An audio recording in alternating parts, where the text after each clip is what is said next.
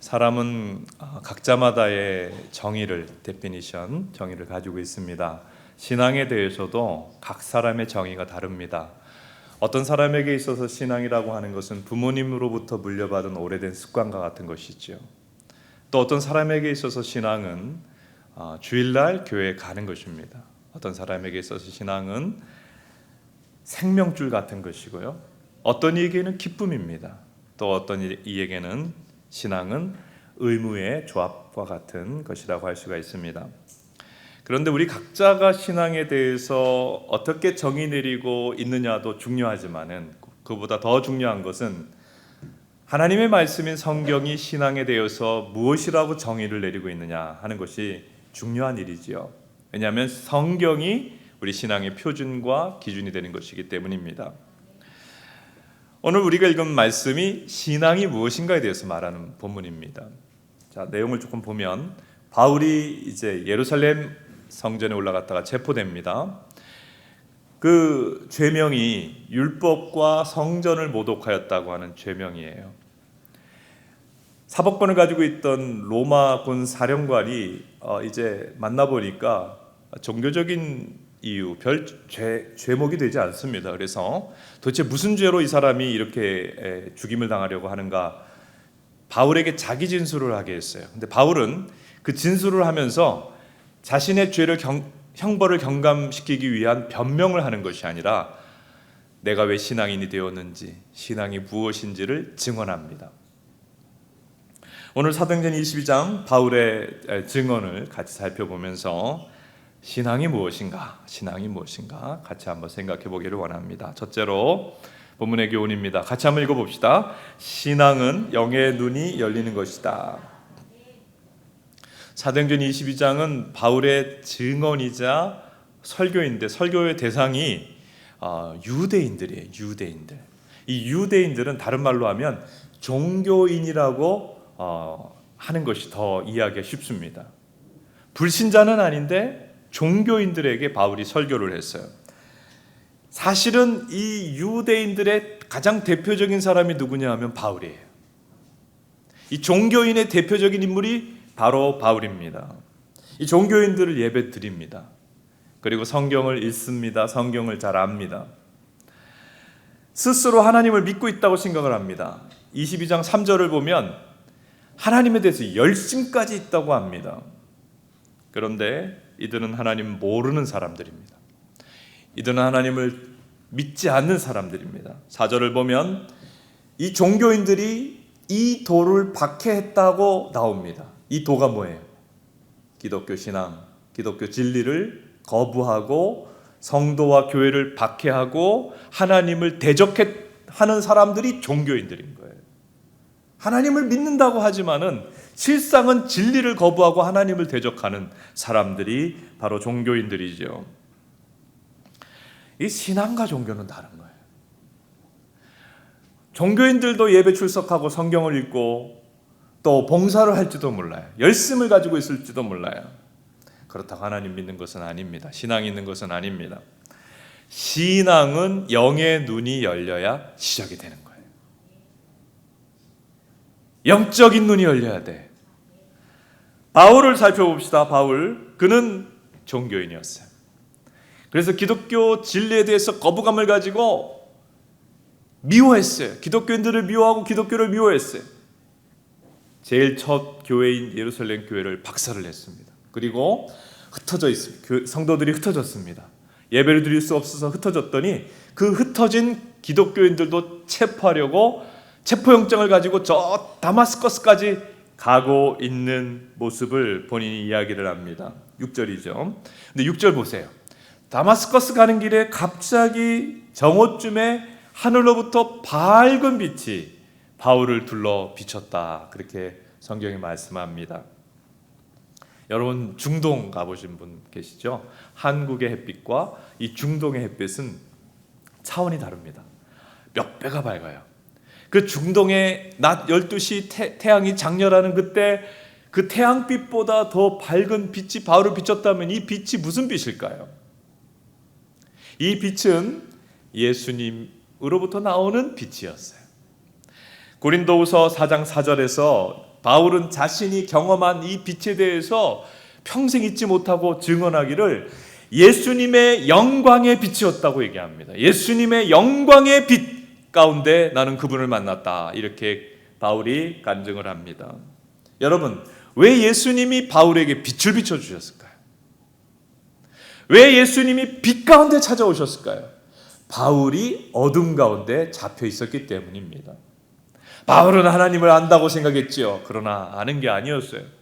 바울은 하나님을 믿는다고 생각했지요. 그러나 믿는 것이 아니었습니다. 그는 눈이 있었지만은 보아야 할 것을 보지 못하고 진리를 보지 못하고 영적 세계를 보지 못하고 있는 어둠에 잡혀 있는 장님이었어요. 예수님께서 강한 빛을 바울에게 비추실 때 그의 육신의 눈은 일시적으로 멀었는데 육신의 눈이 멀면서 그에게 전환점이 일어나게 됩니다. 육신의 눈이 멀어서 그는 마치 장님처럼 다른 사람의 손에 이끌려서 다메섹에 있는 그리스도인의 공동체에 가게 되었고요. 그 지도자 13절 보세요. 아나니아를 만나게 되었는데 아나니아가 뭐라고 합니까? 13절 같이 한번 읽어봅니다. 내게 와 곁에 서서 말하되 형제 사울아 다시 보라 하거늘 즉시 그를 쳐다보았노라. 아나니아가 이 교회의 원수인 이 바울에 대해서 하나님의 지시와 명령에 따라서 기도해 줬어요. 선포했어요. 다시 보라. 따라합시다. 다시 보라. 이때 바울이 눈에 비늘 갇힌 것이 떨어지고 다시 보게 되었다고 하는데 이것은 단지 육신의 눈만 뜨였다는 것이 아니라 이제는 영의 눈이 뜨였다 하는 거예요. 영적 세계를 보게 됐어요. 영적 진리를 이해하게 되었다고 하는 것입니다. 오늘 사도행전 22장 바울의 이 내가 어떻게 기독교인이 되었는가 하는 이 간증 안에 증언 안에 보다라는 단어가 굉장히 강조되어 있어요. 보지 못했다, 보았다. 그는 눈뜬 장님이었어요. 영적 세계, 하나님의 진리를 보지 못했는데 빛 가운데 예수님을 만나면서 영의 눈이 뜨여서 진리를 보게 되었다. 그렇게 말씀을 합니다. 이것은 신앙인이 되려면 육신에 보는 눈만을 가지고 있어서는 안 되고 영의 눈이 뜨여서 영적 세계를 봐야 한다. 영적 세계를 볼 수 있어야 한다는 것을 우리에게 알려줍니다. 영의 눈이 뜨이는 우리 모두가 될 수 있기를 축복합니다. 그럼 어떻게 영의 눈이 뜨일 수 있을까? 어떻게 영적 세계를 볼 수가 있을까? 바울의 예를 통해서 보면 먼저 교만이 깨져야 돼요. 영적인 눈이 뜨이려면 교만이라는 비늘이 벗겨져야 돼요. 바울이 교만할 때 주님을 볼 수가 없었어요. 바울이 교만할 때 진리를 깨달을 수가 없었어요. 그런데 영광의 주님 앞에서 완전히 꼬꾸라졌지요. 교만이 깨어졌지요. 그때 영의 눈이 띄어지게 된 것입니다. 오늘 많은 사람들이 신앙을 갖지 못하게 되는 이유가 교만이에요. 교만. 과학적 이성주의라고 하는 자신만의 잣대로 모든 것을 판단하는 교만. 자신의 이성으로 하나님과 하나님의 진리를 다 판단하는 교만. 자신의 지위와 성공과 부와 명예와 학력을 가지고 하나님보다 높아져 있는 그 교만이 있을 때 절대로 신앙 진리를 깨달을 수가 없습니다. 영의 세계를 볼 수가 없습니다. 그런데 하나님의 은혜로 바울처럼 교만이 깨어지면 영의 눈이 뜨이는 거예요. 이런 은혜를 우리에게 주시기를 축복합니다. 그리고요, 영의 눈이 뜨여지려면 예수님이 바울에게 행하신 것처럼 진리의 빛을 비춰주셔야 돼요. 빛을 비춰주셔야 돼요. 오늘 이 시간에 우리에게도 주님의 빛이 비춰지게 되기를 축복합니다. 성령의 감동인데요. 신앙은 보지 못하던 것을 보게 되는 거예요. 보이지 않던 것이 보여지는 거예요. 하나님이 보여지고요. 내가 죄인이라는 것이 보이고요. 이게 신앙이에요. 천국과 지옥이 보이고 나를 억만 죄 가운데서 지옥 형벌에서 구원하시는 구원자 예수 그리스도가 보여지게 되는 것, 이것이 신앙입니다. 이것이 성령의 감동인데요. 이 보는 것을 가로막는 사탄의 역사가 있어요. 고린도후서 4장 4절 같이 한번 읽어봅니다. 고린도후서 시작. 그 중에 이 세상 신이 믿지 아니하는 자들의 마음을 혼미하게 하여 그리스도의 영광의 복음의 광채가 비치지 못하게 함이니. 사단은 우리 마음을 어둡게 해요. 사단은 우리 지성을 혼미하게 해요. 올바로 생각하지 못하게 해요. 아주 이상하게 뒤틀어 왜곡해 버립니다. 그런데 예수님의 빛이 비춰지면 우리가 눈이 띄어요. 볼 수 있게 돼요. 영의 세계가 보이고 진리가 보이는 것입니다. 오늘 주님께서 은혜 주시기를 바라는데 우리의 영의 눈이 띄어지고 진리를 깨닫는 빛을 우리 심령에 비춰주시기를 축복합니다. 그래서 우리가 보아야 될 것을 봐야 되는데 우리가 자꾸 세상 것을 봐요. 세상 영광을 봐요. 그냥 뉴스만 봐요. 사람들이 말하는 것만 봅니다. 아니요, 하나님이 보라고 하는 영광의 주님을 볼 수 있게 되는 오늘 이 예배가 될 수 있기를 축복합니다.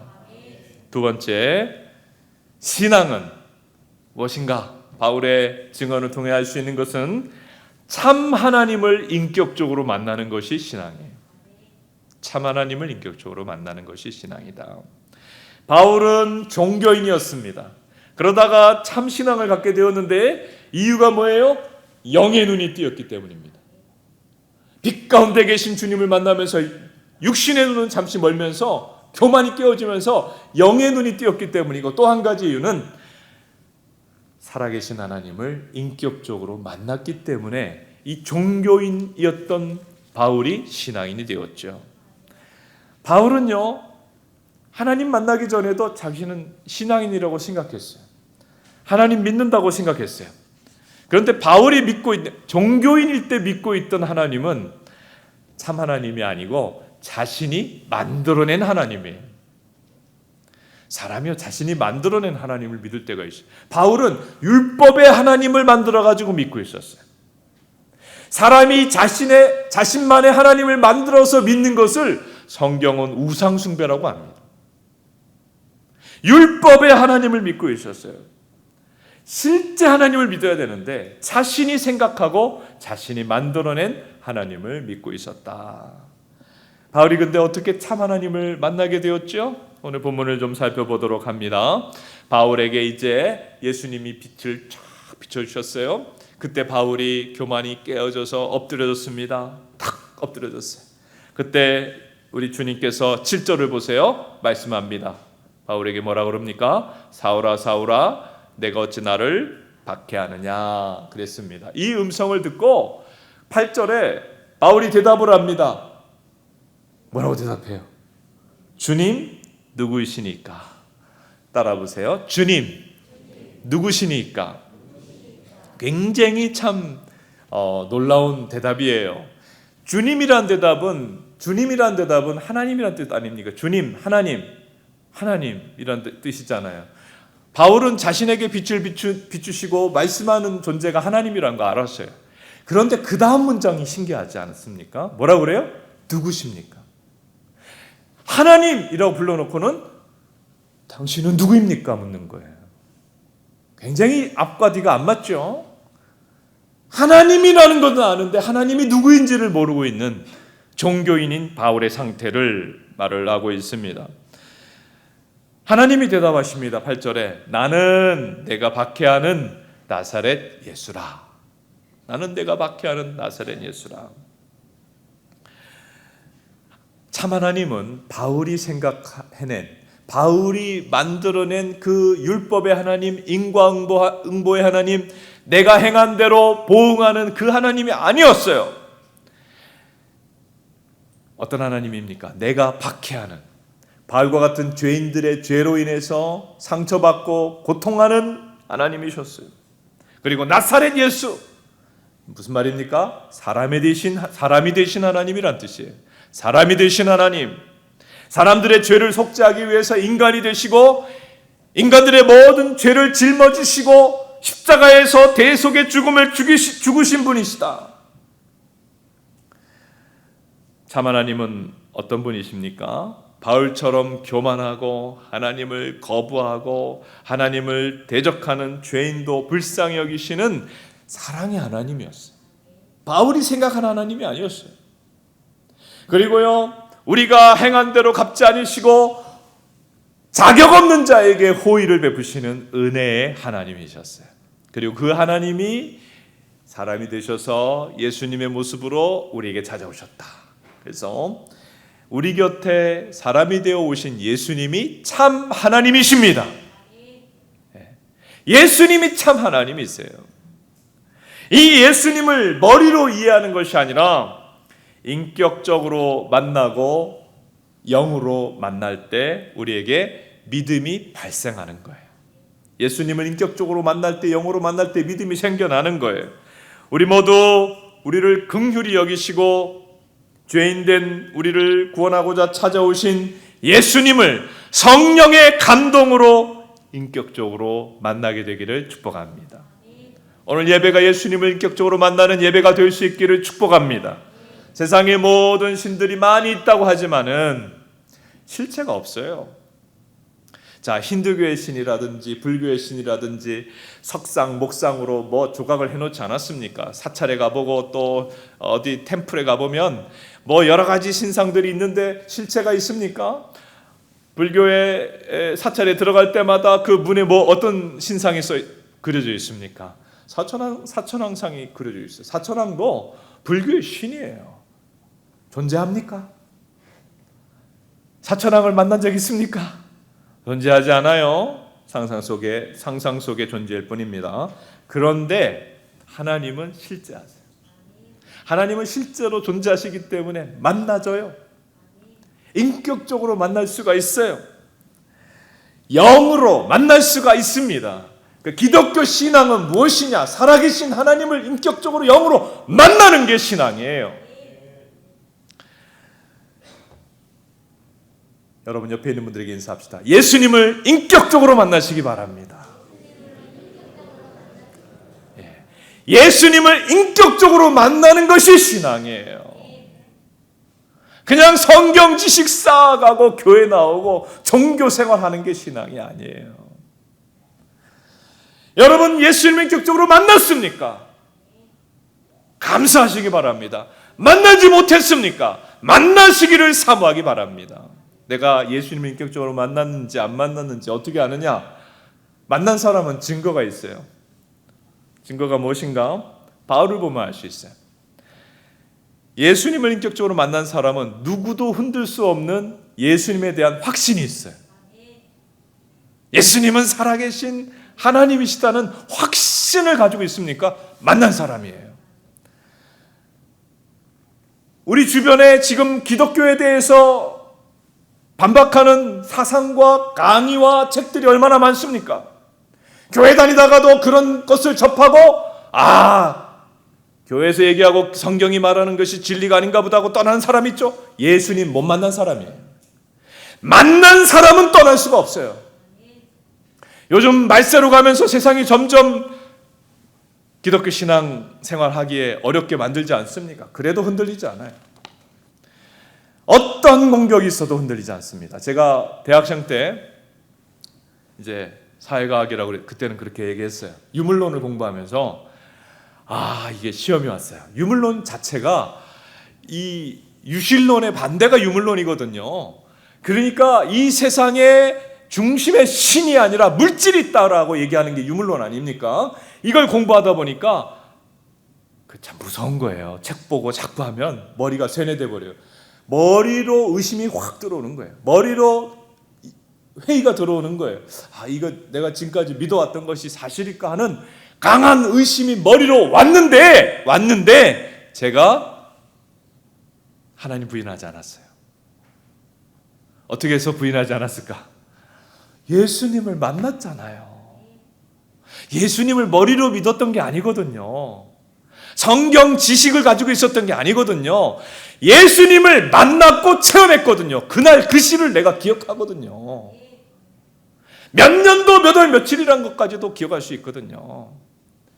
확실하게 예수님을 만났기 때문에 내 머릿속에 온갖 반기독교적인 사상이 들어와서 내가 막 흔들릴 때도 신앙이 무너지지 않을 수가 있었어요. 여러분, 신앙은 지식이 아니라 경험입니다. 따라합시다. 신앙은 지식이 아니라 경험이다. 예수님을 경험하십시오. 살아계신 예수님을 만나시기 바랍니다.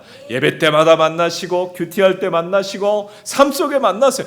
이것이 신앙이에요. 바울이 지금 그 얘기를 하고 있는 거예요. 나는 예수님을 만났다. 종교인들에게 얘기하고 있는 거예요. 이전에 바울과 똑같은 사람들에게 얘기하고 있는 거예요. 기독교를 말살하는 사람들에게 얘기하고 있는 거예요. 나는 예수님을 만났습니다. 그 확신, 이것이 예수님을 만난 자의 특징이에요. 그리고요, 예수님을 정말 인격적으로 만난 사람은 그를 증언한다 그랬어요. 15절 같이 한번 읽어봅니다. 15절 같이 한번 읽어봅니다. 시작.